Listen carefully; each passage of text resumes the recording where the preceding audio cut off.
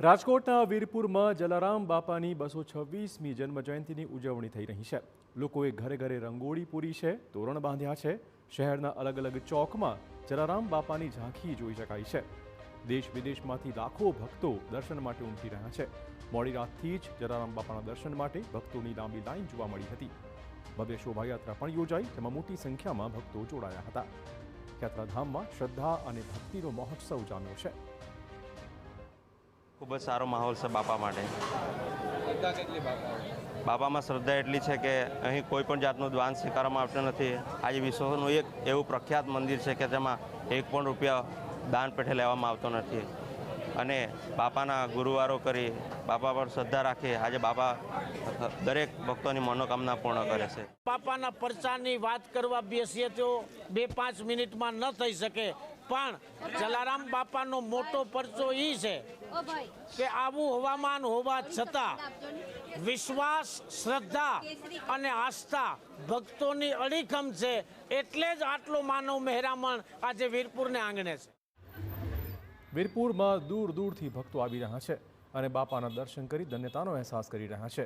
જલારામ બાપાની 226મી જન્મજયંતિને લઈને જાણે ભક્તોનું માનવ મહેરામણ મંદિરમાં ઉમટી પડ્યું છે। ખૂબ જ શ્રદ્ધા છે અને દેશ વિદેશથી બધા લોકો આવે છે। ઘણા ઉઘાડા પગે ભગવાનની માનતા પૂર્ણ કરવા માટે આવે છે અને અમને ખૂબ જ શ્રદ્ધા છે। અમારા મનના બધા કામ જલા બાપા પૂર્ણ કરે છે। જલારામ બાપા જે આ જગતમાં આવ્યા છે એના બધાનો ઉદ્ધાર કરવા માટે થઈને આવ્યા છે અને વર્ષોથી એના પરચા પૂરા પાડે છે અને એને રોટલા બધાને પૂર્ણ જમાડ્યા છે, પ્રેમથી જમાડે છે બધાને, બધાની મનોકામના પૂર્ણ કરે છે। જલારામ બાપાની જય। તો જ્યાં ટુકડો ત્યાં હરી ઢૂંકડો, આ વાક્યને જીવન મંત્ર બનાવનારા સંત શિરોમણી જલારામ બાપાની આજે 226મી જન્મજયંતિ છે। આજે પૂજ્ય બાપાના પરિવાર દ્વારા વહેલી સવારે બાપાની સમાધિએ પૂજા અર્ચના કરી નિજ મંદિરે પ્રથમ આરતી ઉતારીને ભાવિકો માટે દર્શન ખુલ્લા મુકાયા હતા। મુખ્ય રસ્તા તેમજ ચોકમાં પૂજ્ય બાપાના જીવન કવનને દર્શાવતી ઝાંખીઓ પણ જોવા મળી રહી છે, તેમજ ભાવિકો માટે વીરપુર પહોંચવાના રસ્તા પર ચા નાસ્તાની પણ વ્યવસ્થા ગોઠવવામાં આવી છે। પ્રસાદ વિતરણ પણ થઈ રહ્યું છે। દર્શન કરવા માટે અહીંયા આવ્યા છીએ। દિવાળી જેવો માહોલ લાગે છે, બહુ જ ભીડ છે અહીંયા। શું કહેશો, બાપા ઉપર શ્રદ્ધા કેટલી? બહુ જ અઢળક, લાખોમાં એક છે। બાપાએ મારા ઘરે કંઈ જ નહોતું, પણ આજે બાપાના દર્શનના લીધે મારા ઘરમાં બહુ જ ખૂબ સારું છે। આ જલારામ જયંતિ છે, એમને લઈને ખાસ શું કહેશો? જલારામ જયંતિના લીધે બાપાને બસ હું પગે લાગવા માટે આવી છું, આશીર્વાદ લેવા આવી છું। તો વીરપુરમાં જલારામ જયંતિને દિવાળી જેવા ઉત્સાહથી મનાવવામાં આવે છે।